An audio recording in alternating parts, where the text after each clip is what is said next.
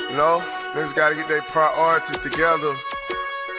Got their mind on the wrong things, spending their money in the wrong way. Trapaholic, real trap shit. Say you need that car with the rims and a trunk, just like Jim. It's more to life.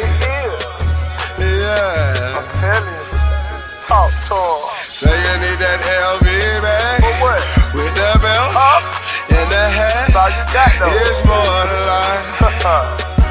Yeah. Talk to him. Real. Say you wanna turn up at the club, buy some bottles, impress them girls. It's more to life. Fucking everybody. Yeah. Good evening, everyone, and welcome to Saints and Appetizers podcast. And who dat? And this evening we have some main course for you. And what I'm talking about here is I'm talking about the Saints Sunday game, Sunday matchup between the Saints versus the New York Giants in New Orleans in the Superdome. And that game is at 12. That's 1 Eastern, 12 Central Time, and that is just just a regular Sunday game where the Saints have been scheduled most of the year just at noontime, and they haven't had any game of the weeks or too many primetime games until I guess they have one coming up against LA on Thursday when they have to travel to the West Coast. But that's about it. First, before I get too deep into the Saints versus the Giants, Saints and the Giants injury report, and then my thoughts about the Giants, I just want to shout out a player here that you could easily say is a Saints legend, and not jokingly, being serious about a former Saints legend, and maybe he could make it into the Saints Hall of Fame just because of the way he saved the 2019 season by going 5-0 and looking like possibly even would have been even the better option to stick with that year. But who I'm talking about, I'm talking about, if you hadn't already figured it out, I'm talking about Teddy Bridgewater. Here recently, he spoke to the Detroit press, and he stated that he plans on retiring after this season. So I just want to shout out Teddy Bridgewater. He helped save the 2019 season for the Saints after Drew Brees went down in week 1 against the Los Angeles Rams with the thumb injury. Hit the hand and the thumb off of Aaron Donald's helmet. So just want to shout out Teddy Bridgewater. He really really conserved that season.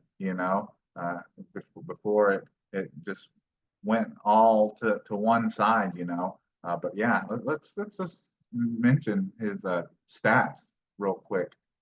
So he came in as the backup in 2018, still coming off of like that devastating knee injury.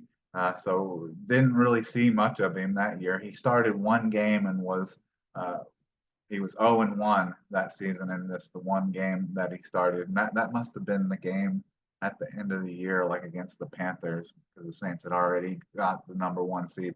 But in that game, he went 14 for 23 with a 60.9 completion percentage and 118 yards, 1 touchdown, 1 interception.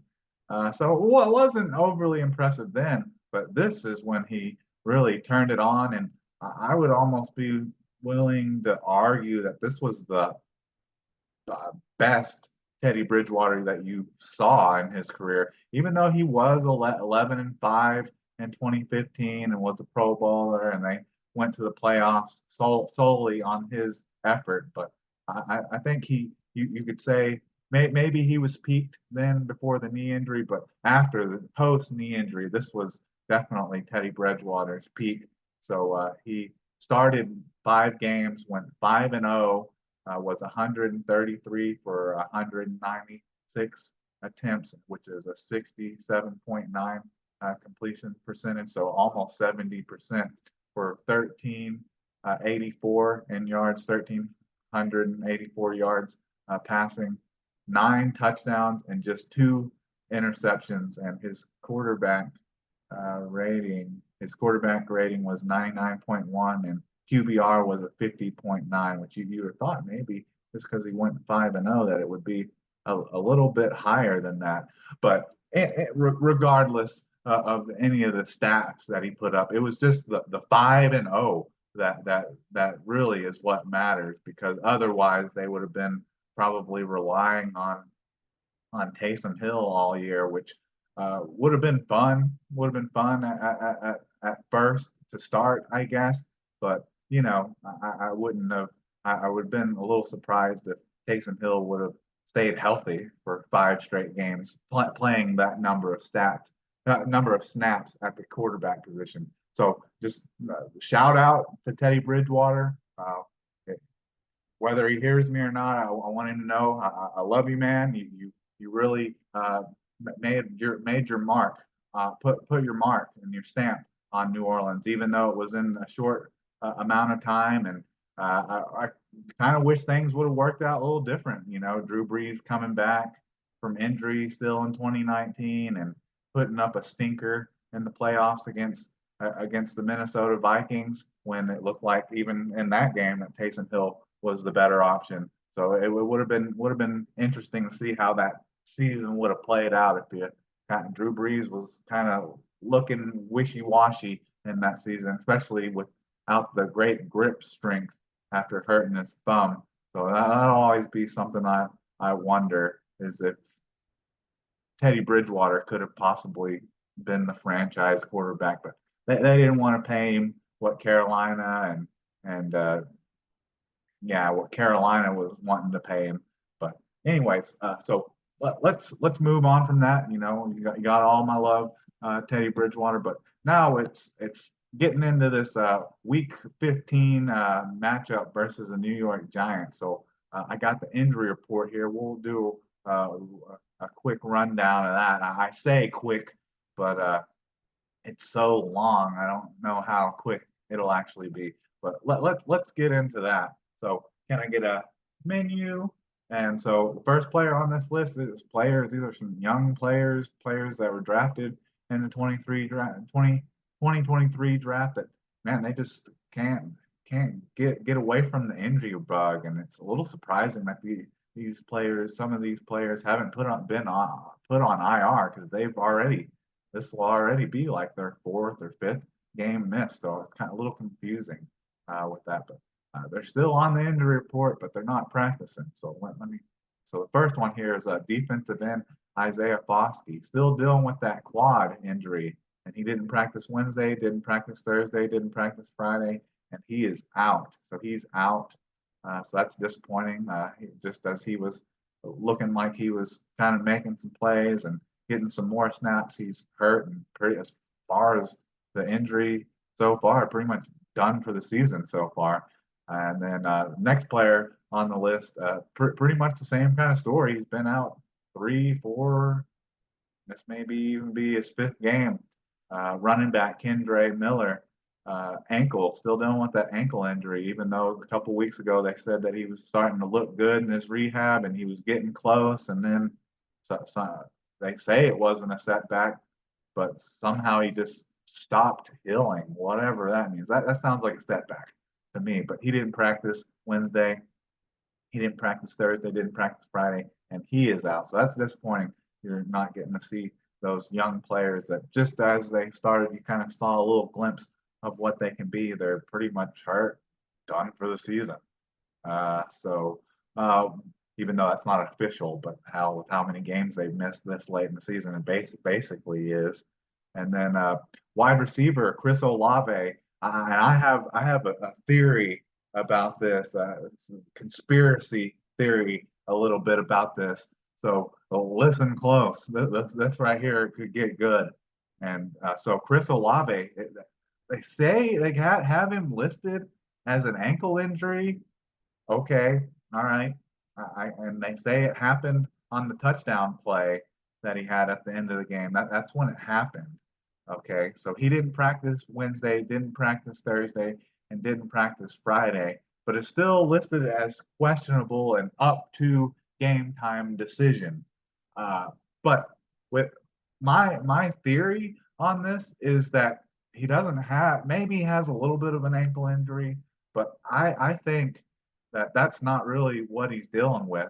So he was dealing with the illness, and didn't practice Thursday and Friday and still played in that game.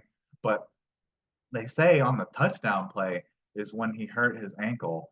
I don't think he hurt his ankle. Maybe he hurt it a little bit, just like I was saying, but I think he got concussed again, but it wasn't documented that there was no neurosurgeon, checking him out. So he didn't get put in concussion protocol, so they set him out with an ankle all week instead. So maybe he doesn't get popped with another uh, documented concussion, doesn't have to go through concussion protocol again, even though this would be like his fourth or fifth time that he's already had a concussion in his career. So I actually think he got shook up again on that touchdown because if you watch it, he gets high load kind of as he's like sliding into the end zone, and then he's just kind of in the fetal position, face down in the fetal position for uh, a moment afterwards, and it kind of has to be assisted back up by his teammates. So I think it says ankle here, but I didn't see him hurt his ankle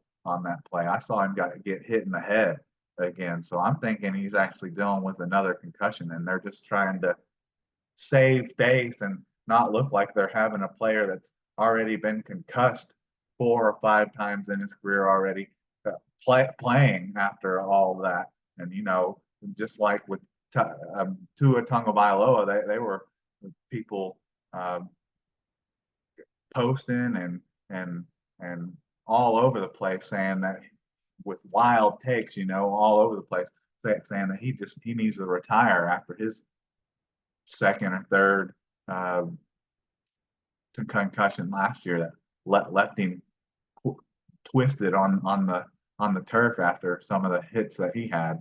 So that's my conspiracy theory for the week and leading into this game. All right, so let's move on from that. So now your tackle, it says tackle guard, but he's your left tackle, and he's look looked good doing it. Andres Pete dealing with an illness, but so he didn't. So it's just the illness, the flu, the shit bug that everyone's had for like the last month, just going around and going around. But he didn't practice Wednesday, but then he was full on Thursday, full on Friday, and then no game time designation, which is great. You could easily argue that since Andres Pete has started at left tackle for them, that he's one of, or if not their best offensive lineman. All right, and then quarterback Taysom Hill missed last week with a foot and a left hand injury, but he was limited Wednesday, limited Thursday, and was full on Friday. So that's a big get back. That's a big boost to this offense, and something that they definitely missed last week with the red zone runs and just the energy and the life that Taysom Hill breathes into this team, and especially something that a player that you'll need, offensive player that you'll need if Chris Olave actually does miss with this ankle injury that he's dealing with. So it's good to see Taysom Hill back. On to defensive end, we have Cameron Jordan.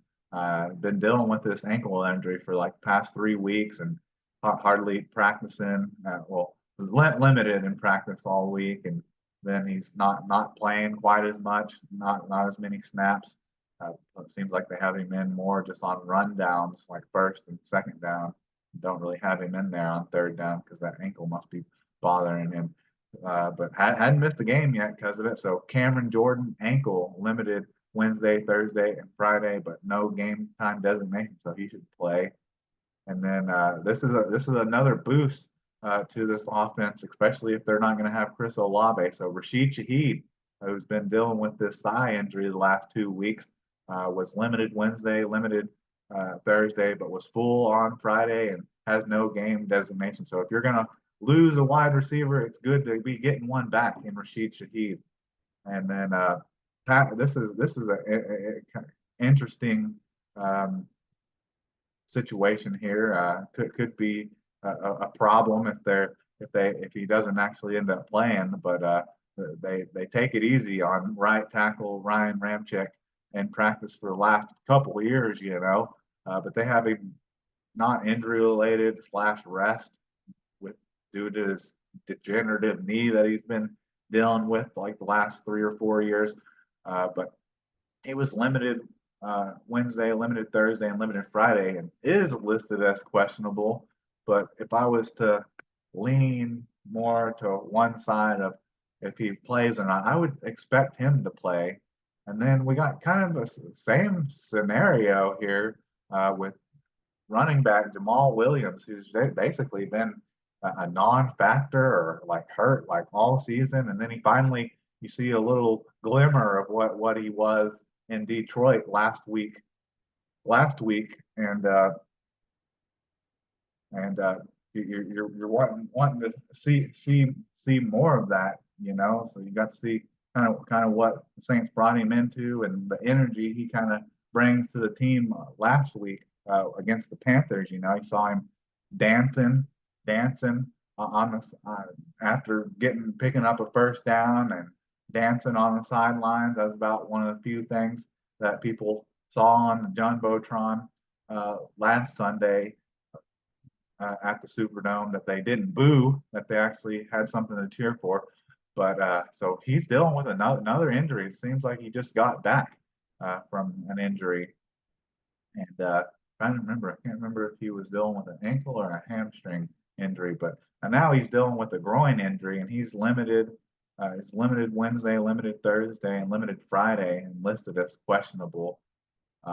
So wouldn't surprise me if he missed again. I think that's why they signed a veteran running back this week. So wouldn't surprise me if he misses, and that they elevate that running back that they signed, and you see and then Alvin Kamara and Taysom Hill kind of take over the majority of those snaps. So be a little disappointing if you don't get to see Jamal Williams kind of build off of his performance last week against the Panthers. And then this is one I'm real happy about, this last one on here, and this is just returning from IR or PUP, been activated after playing one game, and then they said that his toe was literally like ripped off his foot. Basically, I'm pretty sure that was his big toe. And I'm talking about defensive end Peyton Turner finally returning to practice after, well, so that was week 1, and we're going into week 15. So 14 weeks later, been out for 14 weeks and gonna be out for another one. But great to see him return to practice. So he wasn't on the injury report on Wednesday or Thursday, so he still wasn't practicing. But then he was activated and actually practiced on Friday. But still got the old asterisk by him. Hasn't been like activated to the active roster or anything yet, I don't think. So he's out, and I would assume that he'll probably miss the game against the Rams as well next week, because that's a short week, and a lot of the practices during the short week are only like walkthroughs, and I would think that he would need like official, actual practice, a little more practice and reps, and getting that cardio where it needs to be before he actually plays in a game. So I wouldn't expect to see him back until week 17 against the Buccaneers, but it would be definitely something they need. They need any boost they can get for on the D line, either pass rush or stopping the run. Which Peyton Turner, I thought he looked good in during the off season and training camp and in preseason, and on he even had a play where he like pushed an offensive lineman into Ryan Tannehill that like led to a sack or a bad throw in the game against the Titans. So he was making plays and flashing even in week 1 before he's, like they said, his toe, like big toe, I'm guessing, almost got completely ripped off his foot. I think the only thing that was keeping it attached was just the skin. So it sounds like it was pretty serious, and this is a fluky injury. You can't really say a player's injury or prone when something like that happens to him. But anyway, so that's the Saints injury report. It's long, but I kind of think it's not as bad as it was last week, uh, just because you're getting Taysom Hill back, you're getting uh, Rashid Shaheed. It should kind of be interesting to see how it goes. As long as Ryan Ramczyk and Jamal Williams play, be interesting to see. Like, so if you lose Chris Olave, uh, are Rashid Shaheed and Taysom Hill able to pick up the slack?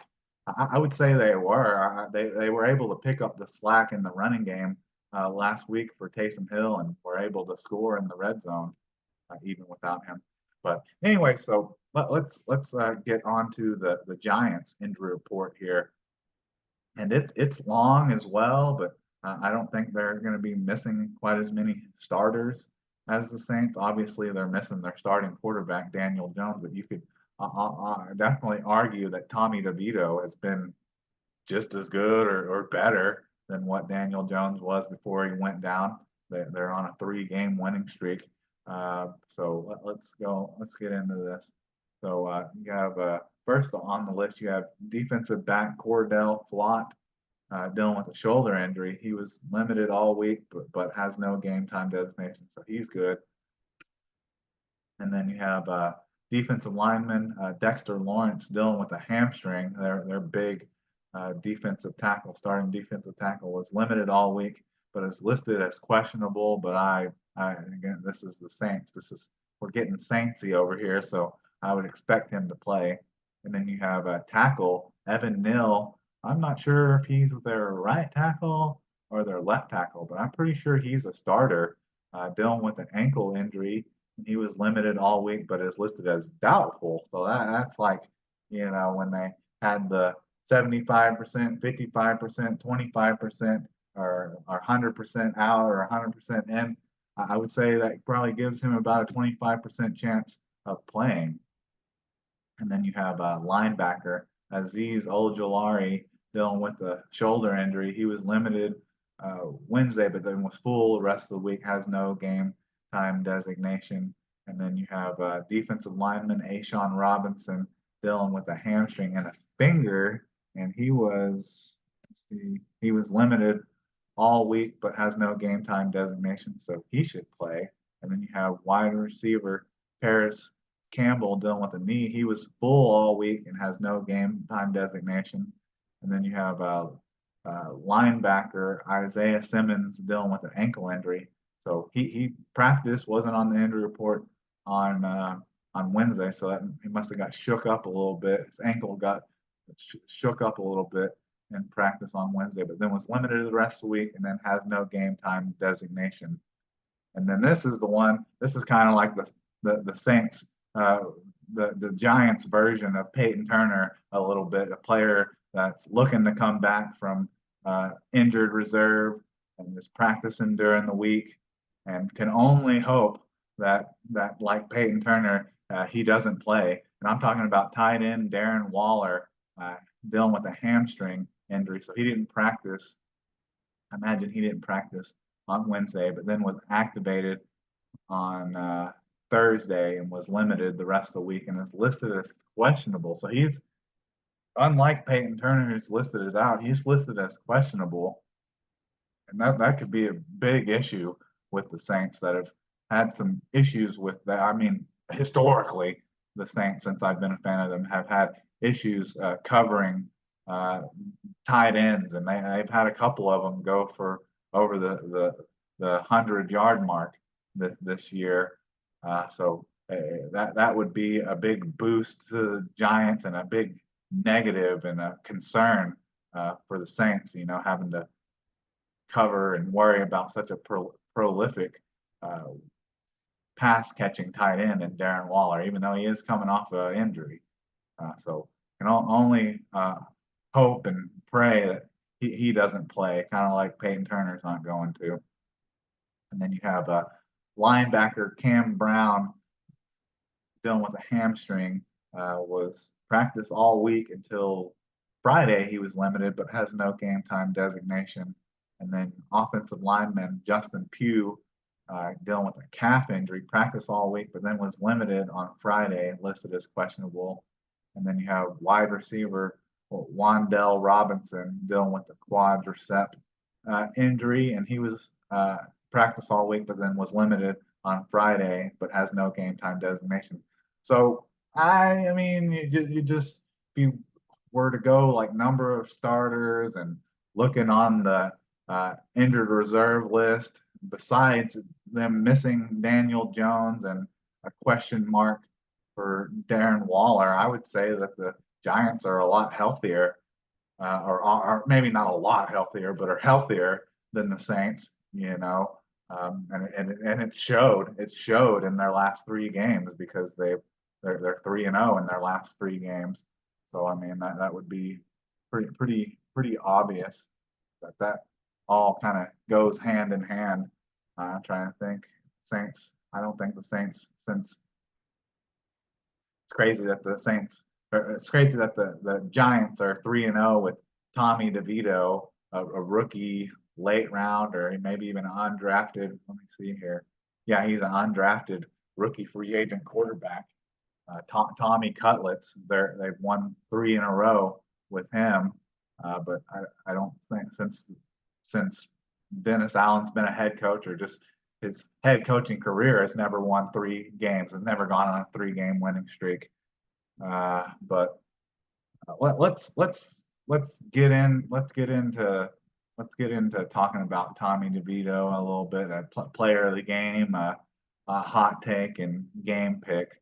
So we're talking about Tommy DeVito here, and we're talking about a 3-game winning streak.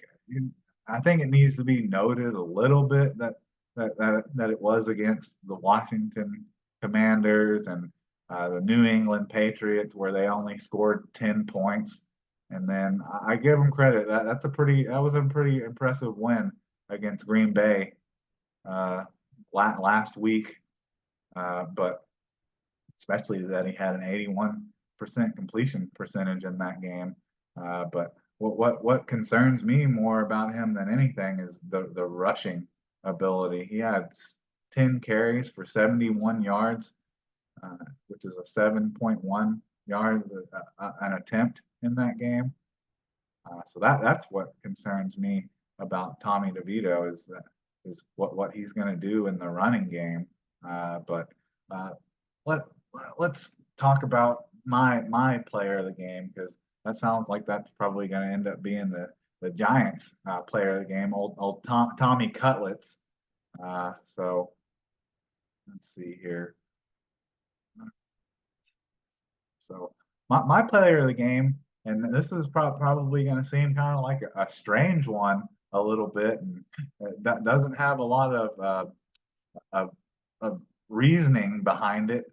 It just seems like a very unlikely player of the game. But my player of the game is Cam Jordan. I see Cam Jordan as being my player of the game, and I know Cam Jordan's had a rough season. He's dealing with the ankle injury. He's only got like 2 sacks this year, and but I think this may be his opportunity to have a breakout game and get some sacks. And the reason I say that is because Tommy DeVito, I mean, he's only played in 6 games and only has four starts, but in those 6 games, 4 starts, he's been sacked 28 times.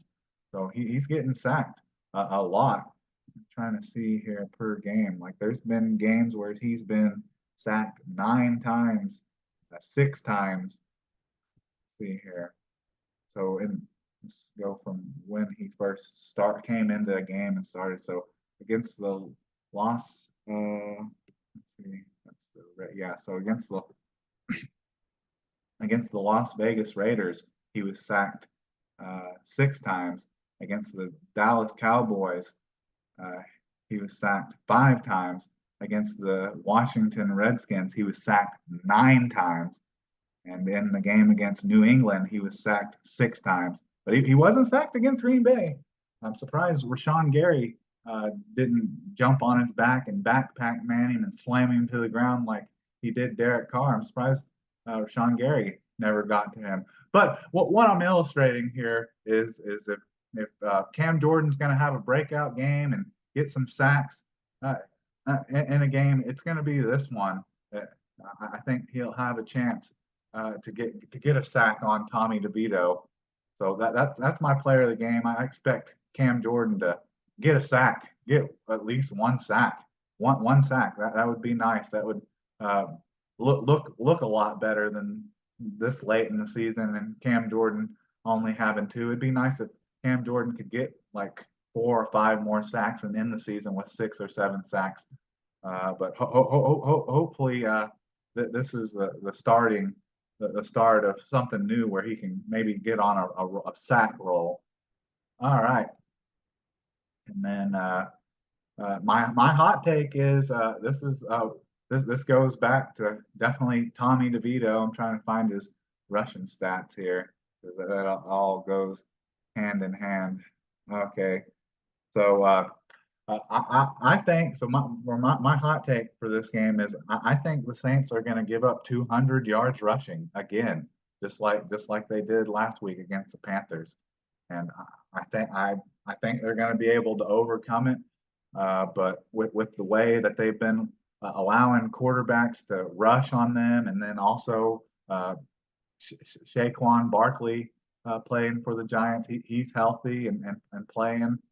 I expect the Giants to rush for 200 yards in this game, and I expect probably 100 to come from Tommy DeVito, Tommy Cutlets, and 100 to come from Saquon Barkley.